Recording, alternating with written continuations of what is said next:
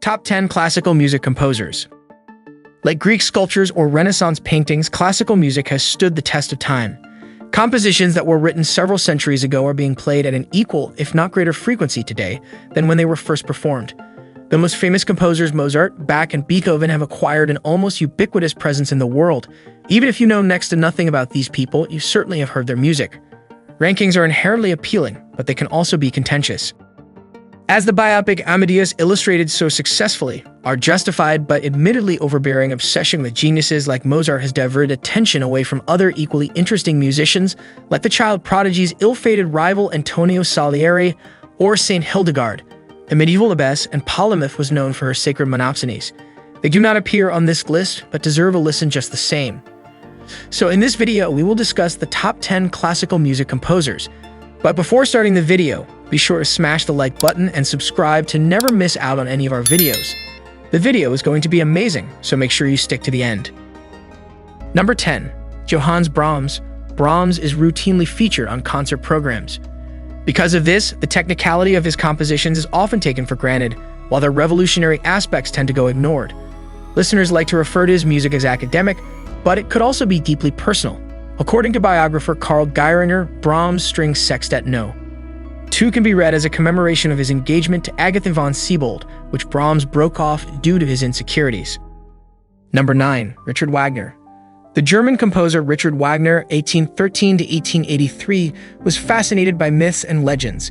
His operas were designed to capture the epic scale and larger-than-life spirit of the stories they were based on. To do this, Wagner increased both the size of his orchestras as well as the length of their performances. His magnum opus, The Ring of the Nibelung, is staged throughout 4 separate evenings, making for a combined length of 16 hours. Wagner invented and popularized the notion of Gesamtkunstwerk, sometimes translated as synthesis of the arts. A Gesamtkunstwerk is an artwork in which multiple mediums combine to produce a greater whole with a singular effect.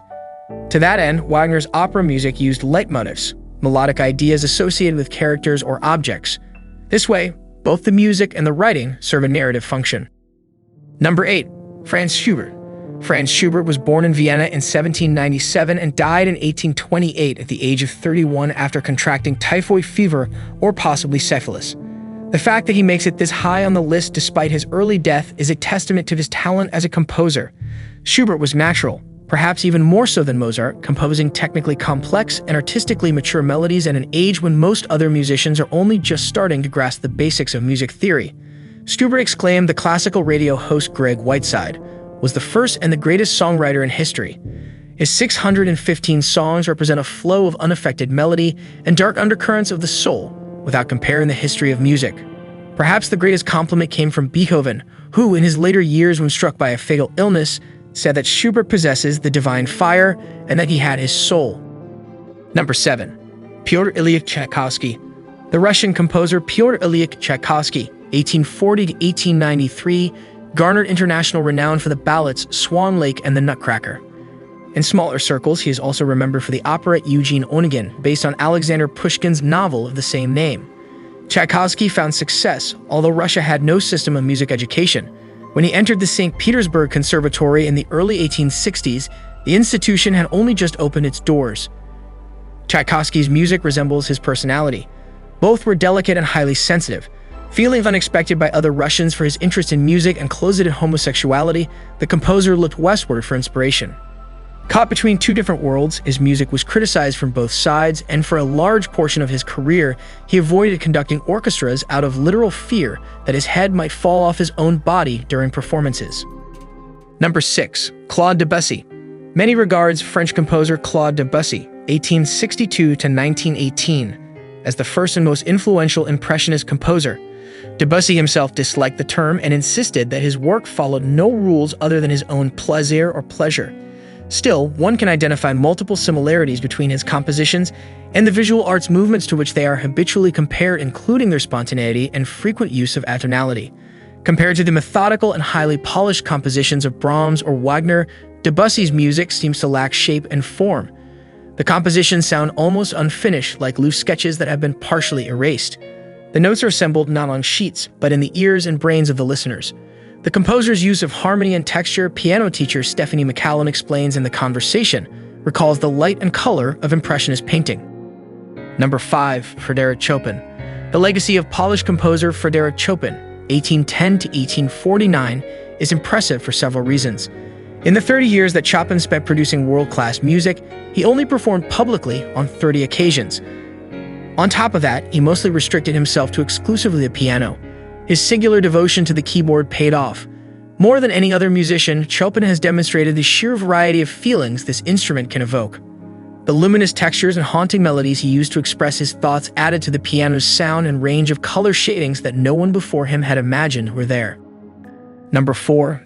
Igor Stravinsky. Igor Stravinsky lived from 1882 to 1971.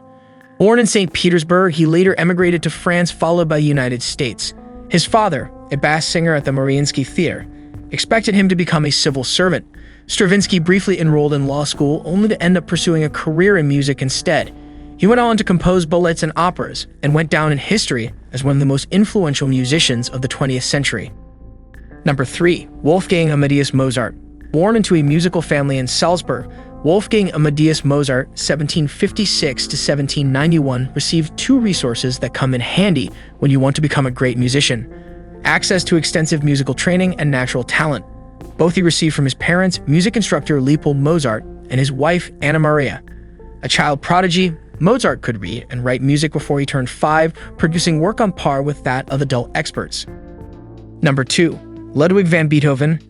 The German composer Ludwig van Beethoven, 1770 to 1827, is known not just for the music he created, but also for the medical condition that inflicted and inspired him. Beethoven started to go deaf around 1800, where some forms of deafness affect the quality of sound, causing some noises to become indistinguishable or distorted. Beethoven's troubles were related purely to volume. If the music was loud enough, you could still hear it. This helps explain the bombastic impression that characterizes Beethoven's later work. The composer, one blog post explains, bridged the gap between the classical and romantic periods, where classical musicians composed music that had to be produced and experienced in a vacuum. Romantic music sought to touch on something other than the sound. It had to evoke moods and convey stories. It had to channel distinctly human emotions. Number 1. Johann Sebastian Bach. Though a handful of internet listings placed Mozart and Beethoven at the top, the vast majority acknowledged Johann Sebastian Bach as the undisputed greatest classical composer of all time.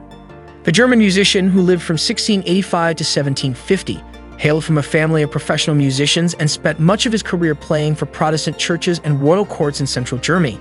His expertise was chamber music, background music fit for palaces and drawing rooms. He was not only a meticulous composer, but a tireless student of music. Bach might have been viewed as old-fashioned not long after his death. Deborah Leffer wrote in an open letter for Slate magazine, but since Mendelssohn's revival, we see that Bach can be played on any instrument, and his melodies are still so culturally relevant that contemporary musicians have reused them several times throughout the centuries since his death. Thank you guys for watching. If you want more videos like this, make sure to like the video and hit the subscribe button, and we'll see you in the next video.